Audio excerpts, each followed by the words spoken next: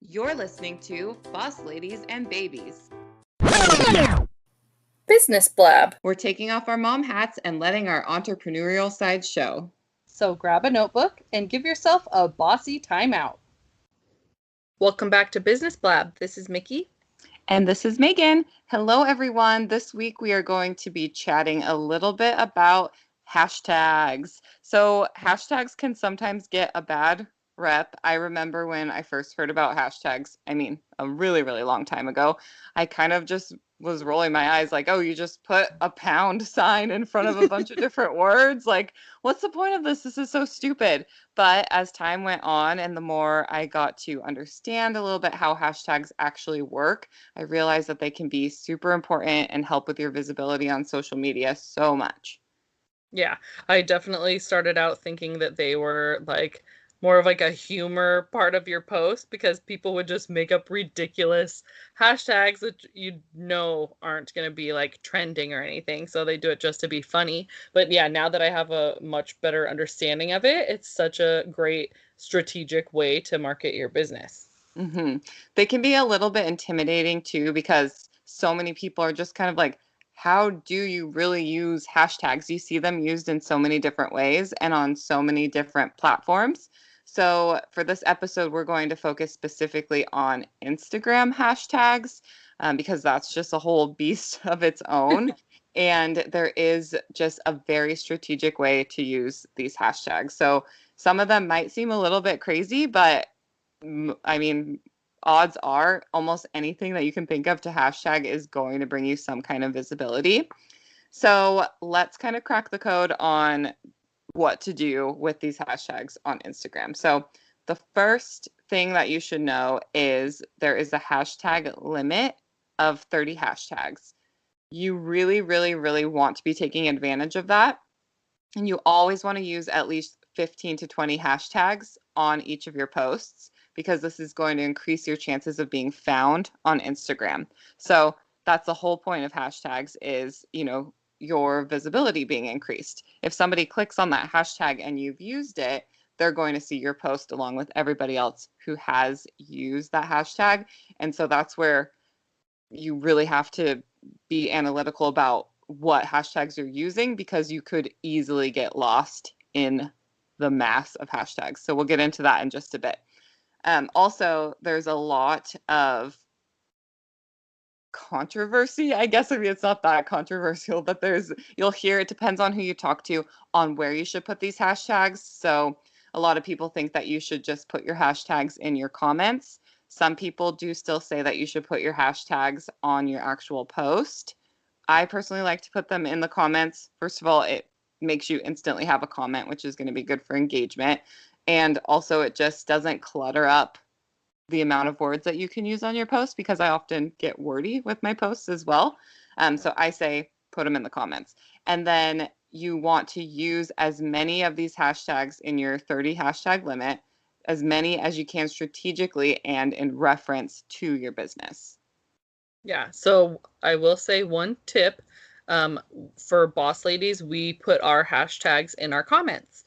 And you really have, because sometimes now that we get the hang of it, I get really carried away with the hashtags sometimes, like getting really specific. And I can just do this whole list and then submit my comment, and too many hashtags. And you cannot edit it. You can't go back and copy and paste. You can't go back and delete some. You have to start all over. So just a little insider tip. It's worth it to take a second. And if you're really filling it up and getting the hang of it and using a lot of hashtags, go through and count them. As annoying as that seems, it will save you a lot of headaches because I still do that probably once a week and I just hate it so much. Yeah, yeah, for sure. And another tip that you can do too is have your most commonly used hashtags saved on a note in your phone. And there's like a chunk of hashtags for my real estate page and for Boss Ladies that I almost always use, kind of based off of this formula that we're about to go over. But then, you can change it a little bit for each post that you do. In fact, a little fun tip that I have recently learned is if you do the exact same hashtags for every single Instagram post, the algorithm starts to catch on and it realizes that you're just doing the exact same hashtags. So even if you just change like the last 5, it tricks the algorithm. So it makes your job a little bit easier. You can have like your chunk of hashtags saved on your notes, but then just make it specific to what you're posting for the last few, and the algorithm won't get you.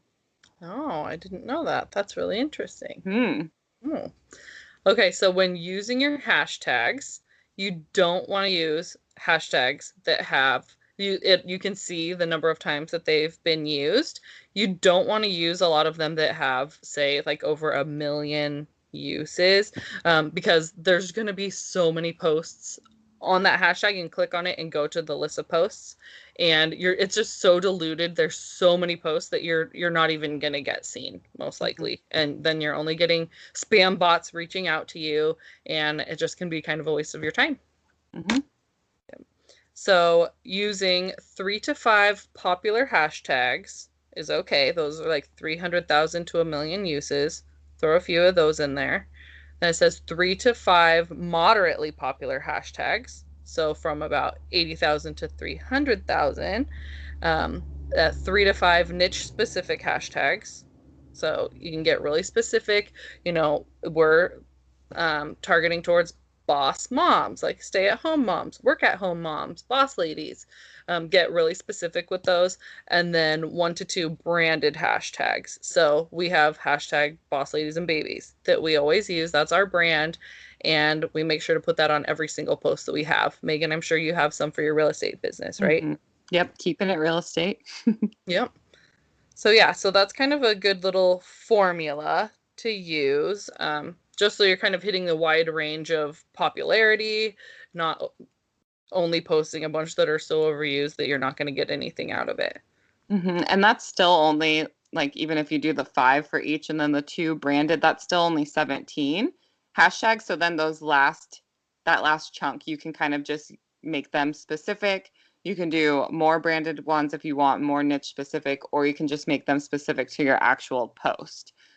Because depending on what you post, sometimes it's just like pretty generic. You can just throw in like 3 hashtags that make it a little bit different that relate to the post. But sometimes you have something, that you really want to gain awareness for. So you can put, fill up that rest of the chunk with all those hashtags as well.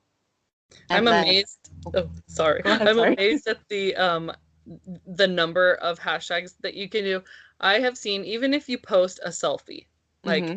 hashtag selfie, you can get so specific. I've seen people like hashtag blue eyes, hashtag brown hair, hashtag freckles. Like, if you want to get super, super specific, you can with any post. And I mean, that is just a simple wordless selfie. Like, if Hmm. any of your posts have deeper content, which hopefully they do, they're out there. You can get creative, maybe look around and get some ideas from other people with similar areas as you. But they're out there. You can do it. You can come up with them.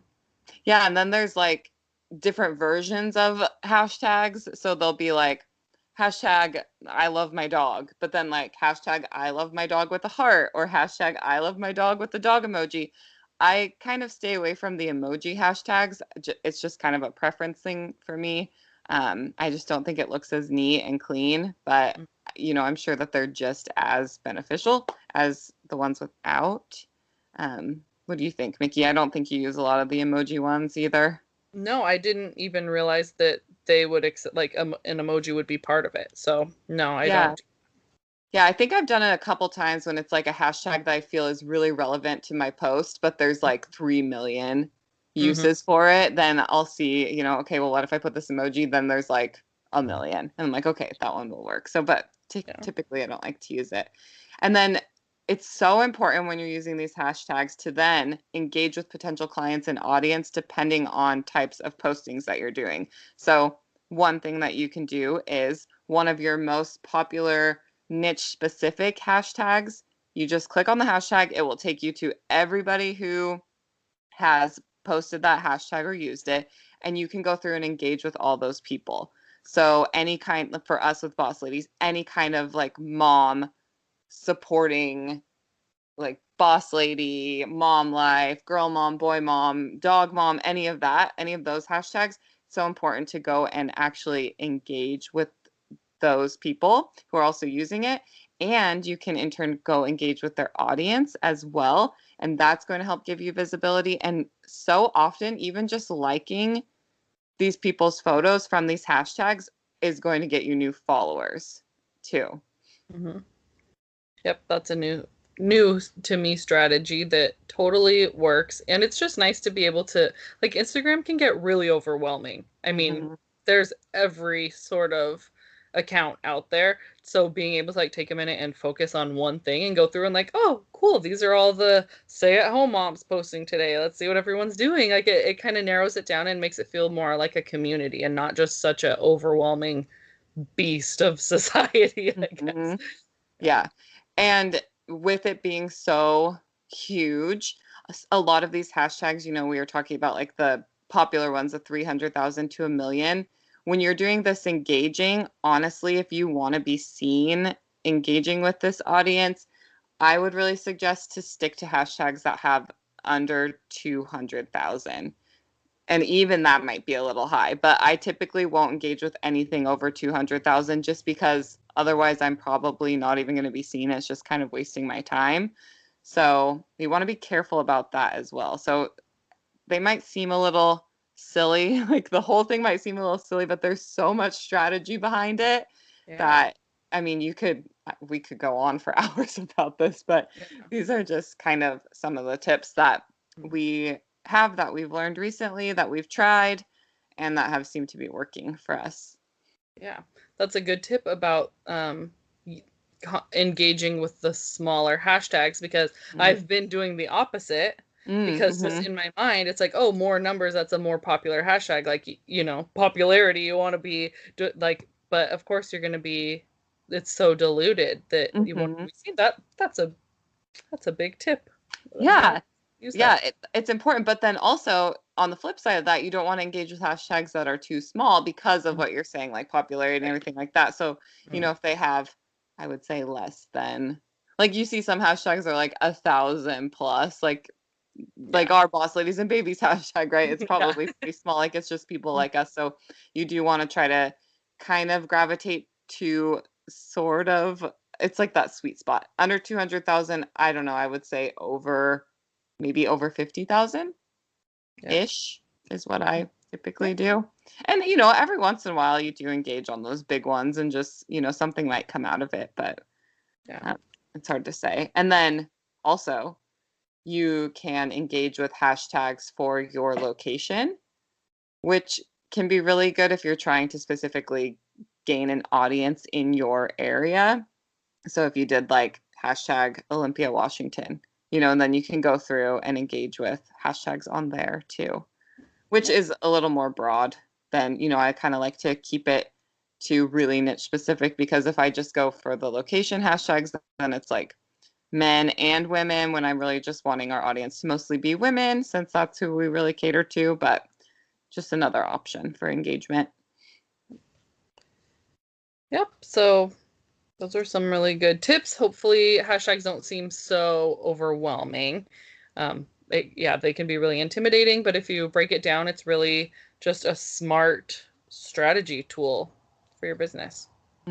So get a list going in your phone and let's see what you come up with. Use this formula and share with us your hashtag list and let's see what you come up with.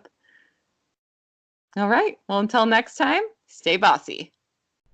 Thank you for listening to Boss Ladies and Babies. If you like this episode, be sure to rate, review, and leave us some feedback. Make sure to follow us on Instagram and Facebook and join the conversation in our Facebook group at Boss Ladies and Babies. And until next time, Stay stay bossy. bossy.